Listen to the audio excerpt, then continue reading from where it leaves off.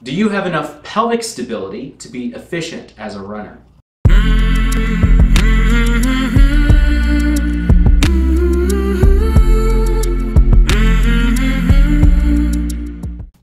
The pelvis is a very important structure for the runner in that we need stability to push off the ground and have something to push against when my leg hits the ground.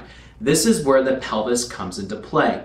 We've got four main bones when it comes to the pelvis. We've got two innominate bones or pelvic bones. We've got a sacrum, which is here on the back, and we've got a coccyx, which sticks down off the bottom of the sacrum.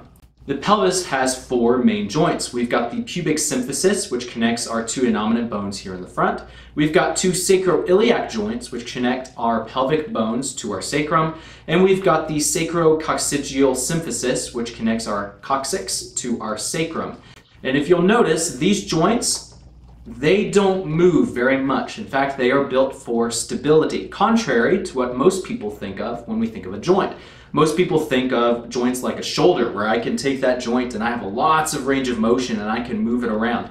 The pelvis is not meant for mobility, it is meant for stability. And the reason is because when we push off the ground, we need something stable to push off against and be able to transfer forces up and down the chain without losing power.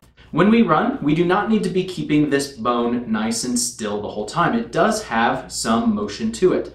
Whenever we are talking about the sagittal plane or moving forwards and backwards, we are looking at a tilting motion, what we call an anterior and a posterior tilt. If we are looking at the frontal plane, side to side, we'll call that lateral tilting. And if we were looking at the transverse plane, which is rotation, we call that the rotation of the pelvis. Do you have enough stability to control rotation? Well, there's no perfect test to decide how much stability you actually need. We can weed out some stability problems by doing a simple test. The test is a single leg bridge hold. To do the test, what you're going to do is you're going to lay on your back. You're going to bridge up to the top as high as you can. Holding that top position, you're going to lift one leg up off the floor, and you're going to hold that position for as long as you can. We are looking for three main things. Are you able to maintain the height of the bridge? Does your hips lower at all when we lift the leg? Are you able to maintain the orientation of your pelvis? Does it turn or twist or rotate as you're holding this position? Also, how long are we able to hold this? We should be able to hold it for at least 30 seconds without any twisting, rotation, or tilting happening in the pelvis. If you have passed this test, then you might have enough pelvic stability to run. If you have failed this test, then we need to work on your pelvic stability as a runner. What we're going to do in this video is we're going to go through a couple of drills, starting from easiest and working our way up. If you are able to accomplish or perform the easier drill, go ahead and try to progress forward to the next drill to improve your rotational pelvic stability. The first drill that we're going to look at is a simple side lying clam. What you're going to do is you're going to lay on your side, you're going to bend up your knees to about 45 degrees, you're going to keep your feet together, and you're going to raise the knee up towards the ceiling. Now, as we are raising the knee up towards the ceiling, are you able to maintain the orientation of your pelvis? Your pelvis should not move, either backwards or forwards. We should be able to see that you can raise your leg up and down without any problem with your pelvis.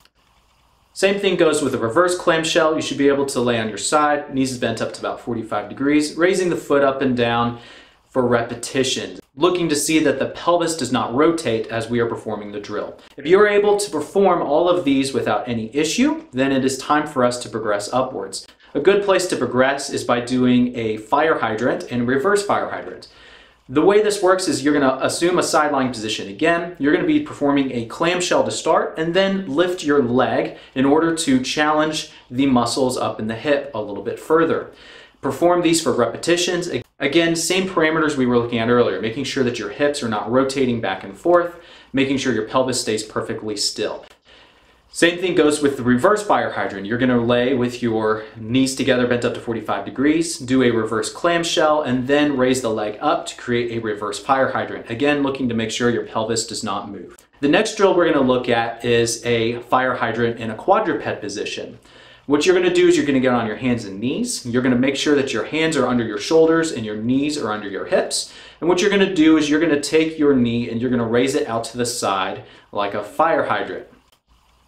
As you are performing the drill, we are focusing on making sure that your back does not move, and again, your pelvis remains Still, we are not looking for any movement in the pelvis as we are moving our knee up to the side. The next drill that we're going to look at is a sequence of bridging progressions. So what we're going to do is we're going to lay on our back, we're going to raise our hips up towards the ceiling, and what you're going to do is you're going to lift one leg up off the ground and then put it back down, lift the other leg up off the ground and put it back down to perform a marching bridge. As we're performing the marching bridge, again, we are looking for our ability to be able to keep our hips as stable as possible, preventing that pelvis from rotating, and we are going to work on maintaining the height of the bridge as well. What we can do after this is we can progress up to a stability ball. What we're going to do is you're going to put your feet up on a stability ball, keeping them straight. You're going to bridge up to the top of the bridge, and then you're going to perform a marching sequence on the bridge. You're going to lift one foot up, set it back down, lift the other foot up, set it back down, and your goal is to try to make sure that you are staying as high as you can in your bridge and preventing your hips from rotating at all. Start with your arms down by your side and then progress further up towards the ceiling. Take your hands up off the table, take your elbows off the table, and then everything's pointing up to the ceiling to create a more desired effect. To further work on pelvic rotational stability in this position, we can perform what's called a rotisserie chicken, coined by Jay DeSherry. We lay on our back, we put our feet up on a ball. You're going to raise one foot up towards the ceiling. Keeping that foot up towards the ceiling, you are going to rotate about the leg that is planted on the ball, up as high as you can towards the ceiling, and then back down for repetition. The next drill that we are going to look at is a resisted march. What we're going to do is using a band, we're going to place it either across the top of your knee or down across your foot and attach it to something back behind you. As we are doing the drill, we are going up into a marching position like you're going to take a step for running. What this is doing, this band is pulling backwards on one leg, therefore creating a rotational torque across your pelvis. Are you able to maintain your pelvic position? You may find that you really have to fire the glute of the leg that is on the ground in order to keep the pelvis from rotating as you are performing this exercise.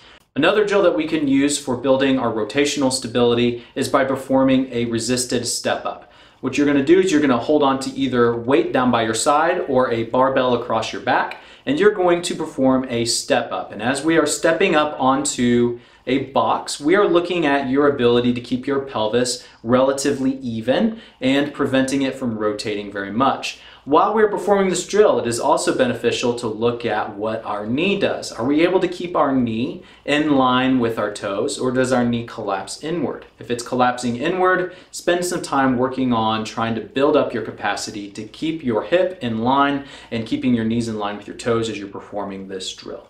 As runners, we need to be able to transition some of these strengthening exercises to things that are more dynamic.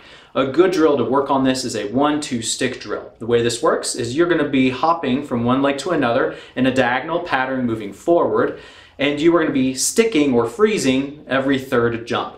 What we're looking for is your ability to be able to keep your pelvis and your body nice and stable as we are transferring and sticking that third position. If you are unable to do this, you can always regress the exercise by either not jumping out as far or even performing some of the previous exercises that we have talked about. I hope you guys enjoyed the video. If you did, give us a thumbs up. If you guys have any comments or questions, leave those down in the comment sections below. If you guys are interested in any coaching services or a running specific evaluation, check those out in the description below. I hope you guys have a great day.